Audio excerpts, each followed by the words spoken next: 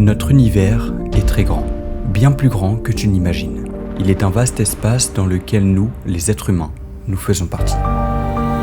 Mais est-ce qu'il existe d'autres univers ? Peut-être qu'il existe un univers presque identique au nôtre, ou alors un autre univers totalement chaotique. Peut-être bien qu'il existe plusieurs copies de toi dans ce multivers, tout ça sans que tu en aies conscience. Et bien tous ces scénarios, bien qu'ils puissent paraître totalement improbables, ne sont pas si impossibles que ça. La question finalement à se poser, c'est le multivers existe-t-il ?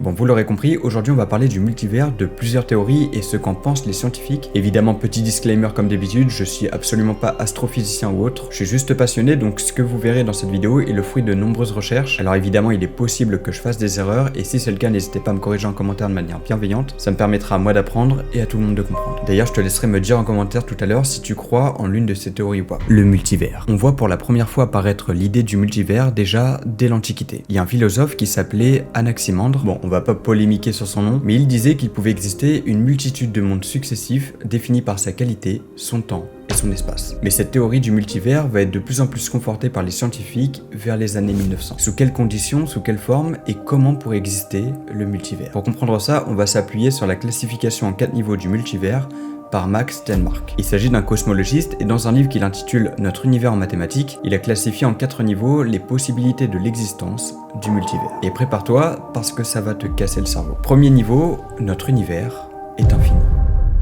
Enfin, c'est de là que part cette théorie du monde. En réalité, on ne sait pas si notre univers est fini ou non. On a une limite visuelle dans notre univers qui nous empêche de voir au-delà. Et ça, c'est à cause de la vitesse de la lumière qui, elle, est finie. Pour voir au-delà, il faudrait attendre plus longtemps, le temps que la lumière la plus lointaine nous parvienne. On est donc limité par ce qu'on appelle l'univers observable. Au fin fond de notre univers, on observe le fond diffus cosmologique. C'est en fait un immense brouillard qui se trouve absolument partout dans notre univers. Peu importe où on regarde dans le ciel, au plus loin, on observera ce fond diffus cosmologique. Au premier abord, cet immense brouillard paraît plus ou moins homogène. C'est-à-dire que malgré quelques fluctuations de densité, ce fond diffus est plus ou moins le même partout. Et quand on observe même notre univers en général, on voit qu'il est plus ou moins homogène et isotrope. C'est-à-dire qu'il paraît plus ou moins réparti de manière équitable en termes de matière, de densité et autres. Et si je vous dis tout ça, c'est pour pouvoir appuyer un concept, une manière de voir les choses. Si on part du principe que notre univers est plus ou moins le même partout et qu'il est infini, alors on peut bien imaginer que dans cet espace infini, il existe une infinité de galaxies, une infinité de planètes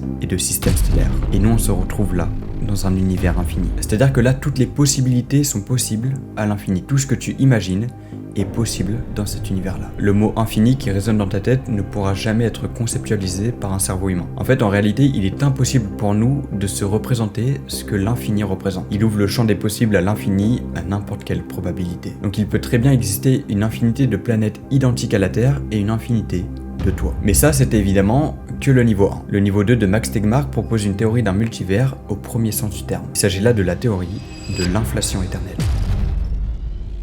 Bon alors peut-être que vous le savez déjà si vous avez vu ma vidéo sur le Big Bang où là j'explique qu'après le Big Bang il y aurait eu ce qu'on appelle l'inflation cosmique. L'inflation cosmique c'est une théorie proposée par Alan Glutt comme quoi juste après le Big Bang il s'ensuivit une expansion extrêmement rapide de l'univers. On parle d'une expansion tellement rapide qu'elle a largement dépassé la vitesse de la lumière. En l'espace d'une fraction de nanoseconde, l'univers est passé d'une taille extrêmement petite à une taille extrêmement grande. En fait, en ce laps de temps extrêmement court, l'univers a augmenté sa taille d'un facteur de 10 puissance 26. Et cette théorie, elle est en partie confortée par les observations qu'on fait du fond diffus cosmologique. C'est le brouillard immense dans l'univers. Elle permet d'expliquer la structure et la répartition homogène des galaxies dans l'univers. Et suite à ça, en 1982, un physicien américano-russe appelé Andrei Linde va prolonger cette théorie. Lui, en fait, il va dire que cette inflation-là, elle est éternelle. Il théorise donc l'inflation éternelle. Mais qu'est-ce que ça veut dire et c'est quoi le rapport avec le multivers ? Il va émettre l'idée que l'inflation ne s'arrête pas partout en même temps et qu'il existe des zones où cette inflation continue. Et là où l'inflation s'arrête, il y a une formation d'un univers bulle. Chacune de ces bulles obéit à des lois physiques différentes de notre univers à nous. Bon, je suis d'accord avec vous, c'est assez dur de se le représenter, mais tentez de vous représenter comme un liquide mousseux bouillonnant qui est sur une table en expansion. Ce liquide va s'étendre sur la table et au bout d'un certain moment, des bulles vont apparaître. L'expansion de cette mousse sur la table, c'est l'inflation éternelle. Et les bulles, c'est justement les univers qui sont créés. Chacune de ces bulles, c'est un univers avec une toute autre réalité que nous connaissons. Donc ça veut dire que c'est des réalités qui sont différentes de notre univers à nous. Donc la réalité serait relative à chaque univers et ne serait pas absolue au multivers. Et du coup, s'il existe une infinité de réalités, C'est quoi la vraie réalité? D'ailleurs, André Linde va même le dire, notre compréhension de la réalité n'est pas complète, loin de là. Mais passons maintenant au niveau 3. Il s'agit là de la théorie des mondes multiples de la mécanique quantique.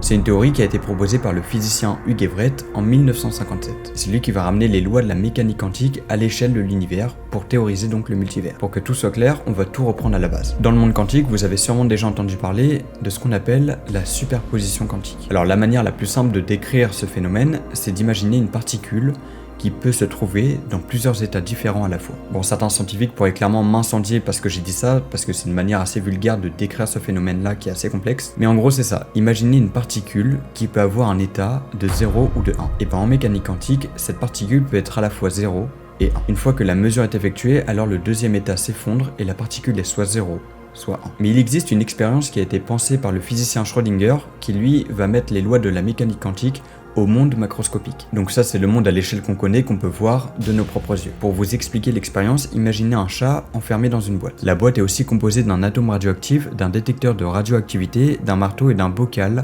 composé de gaz mortel. L'atome radioactif, il a 50% de chance de se désintégrer. Donc ça veut dire qu'il a une chance sur deux de soit exister, soit de se désintégrer. Si l'atome radioactif se désintègre, le détecteur de radioactivité se déclenche le marteau qui va casser le bocal, et donc le gaz mortel va se propager dans la boîte et tuer le chat. Sauf qu'en mécanique quantique, un atome peut être dans deux états différents. C'est-à-dire que cet atome est à la fois désintégré et à la fois non désintégré. Et donc cette expérience-là veut dire que le chat est à la fois mort et à la fois vivant. Une fois qu'on ouvre la boîte, donc une fois que la mesure est faite, le chat est soit en vie, soit mort. Donc si par exemple le chat est en vie, il existe une autre réalité alternative où le chat est mort. Et en prolongeant ce principe, on arrive à la théorie des mondes multiples d'Everett. À l'échelle de notre univers ou de notre planète, il existerait des mondes infinis qui se sont formés par des réalités alternatives qui se sont produites une fois qu'un choix a été fait. Pour faire simple, chaque choix que tu fais ou que tu ne fais pas mène à la création d'une autre réalité, d'un autre monde qui existe en même temps que le nôtre. Par exemple, il peut exister un monde où là tu es actuellement en train de t'abonner à cette chaîne. Et si tu ne le fais pas là, tu l'auras fait dans une réalité alternative. Donc je te remercie déjà d'avance, peu importe dans la réalité dans laquelle tu te trouves. Mais évidemment, ces réalités alternatives sont totalement inaccessibles parce que c'est d'autres dimensions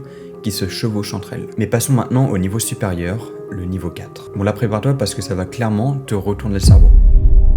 Ce niveau décrit le multivers comme une structure mathématique différente pour chaque univers. En fait là on entre dans un terrain qui est totalement abstrait et très complexe à comprendre. C'est-à-dire que tout ce qu'on connaît, tous les objets physiques sont représentés mathématiquement. Ils représentent le multivers comme un ensemble de solutions mathématiques. Dans ce multivers-là, tout est possible. En fait, en langage mathématique, on peut tout décrire d'une manière qui va bien au-delà de la réalité. Chaque action, chaque objet, chaque espace, tout ça n'est que mathématique. Tout ce multivers repose sur un principe mathématique offrant des solutions infinies à l'infini lui-même. Chaque multivers présente des lois physiques et mathématiques différentes les unes des autres. Un jour, un journaliste scientifique appelé Siegfried demande pourquoi les constantes fondamentales de la nature sont-elles ce qu'elles sont. En fait, on pourrait bien décrire notre univers comme parfait. C'est vrai parce que chaque propriété physique et mathématique à l'heure actuelle de notre univers a été parfaite pour nous permettre d'exister. Pourquoi les étoiles brillent-elles comme elles le font en utilisant exactement la quantité d'énergie qu'il leur faut. On peut absolument pas expliquer ces constantes. En fait, pourquoi c'est comme ça et pas autrement? Eh bien, le niveau 4 du multivers permet de décrire ça par le simple fait que dans cette infinité de multivers qui existe, chaque univers possède des lois physiques différentes.